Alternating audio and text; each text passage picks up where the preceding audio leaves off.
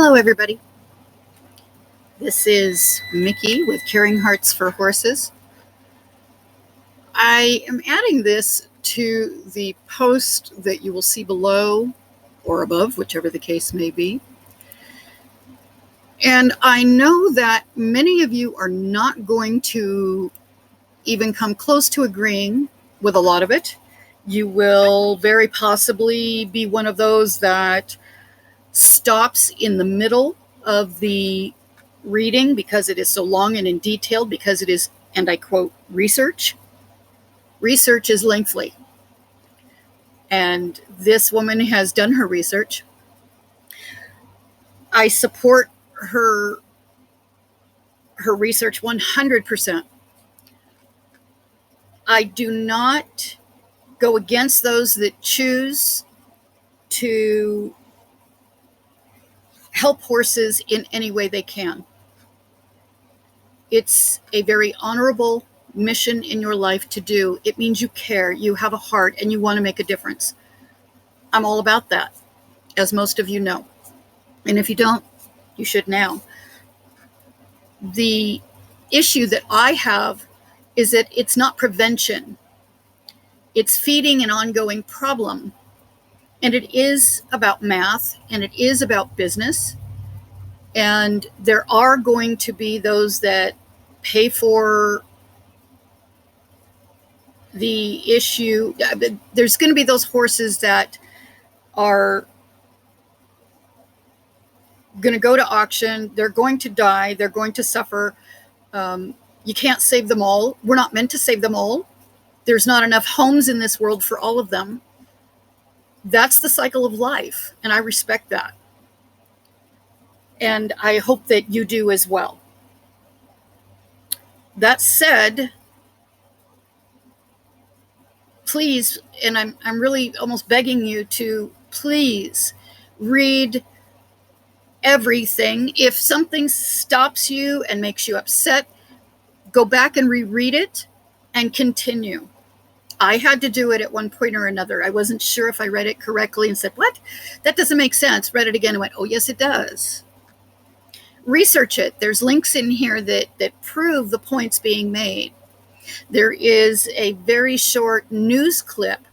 Read and watch all of this. And please, those of you that are doing this type of rescue, please understand, I'm not against what you're doing. If you want to go to a kill pen, buy a horse. And if you have to do any kind of rehab, do it and resell that horse. Then please just be honest with the public and avoid using the word rescue. Because rescue, is a word that's used to pull at heartstrings. CHH avoids rescue because I personally have a very difficult time adhering to trusting people and not having them jump through a million hoops to do an adoption. Because the bottom line is you will not, no matter how many hoops you put there for them, you can only hope that they will follow the right rules and that they will continue as an adopter, not a rescuer, to follow through in the long term. You cannot keep track of all of it. You do not know. And for me, I'm not strong enough to do that. I admit it. I can't. Therefore, I support all rescues that do, because I think it's an incredibly honorable thing that takes immense amounts of strength to be able to trust in that way to make that difference that they're working on making. I, however, prefer sanctuary, and I prefer prevention.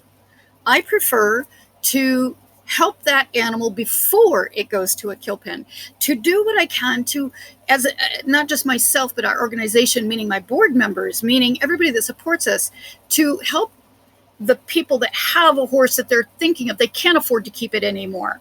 They may not have all the knowledge, even though they may think so, to do what is needed to help that horse in need.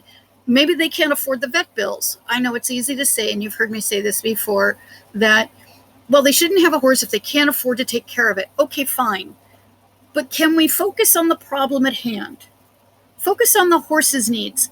Let's try to, most of us in rescue don't, or in the rescue world, do not necessarily get along with people. That's why we get along with animals better. Okay, you hear that a lot.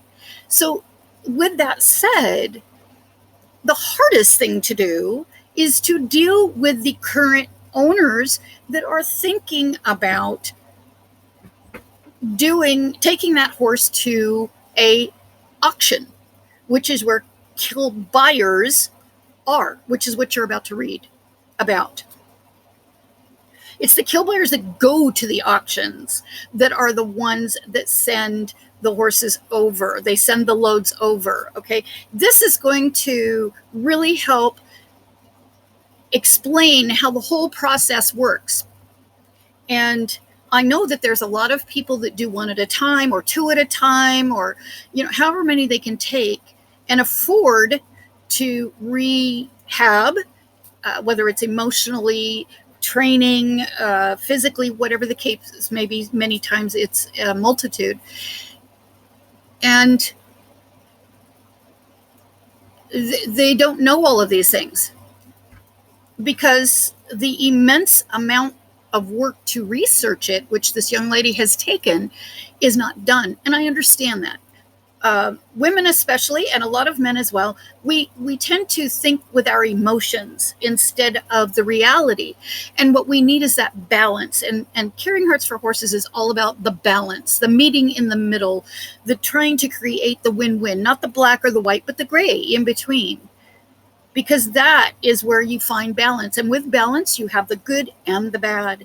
You have the healthy and the unhealthy. You have the living and the saving and the opposites. You have both sides. We have to. With balance, you have both sides. And it's why so many rescues, especially small ones, don't make it, because over so much time, they've seen so much pain. The negative overfills the positive for them. It's very difficult to face reality. But reality is what this is, and I've said enough. I'm at 7.5 minutes, and so I'm going to leave you with that. And I'm begging you, without being on my knees, I am begging you to please read, watch, check the links, research this, and read every word, because I'm hoping that it changes many of your opinions on kill pen rescue, or what is titled as such by many as kill pen rescue, and what's really involved. All right.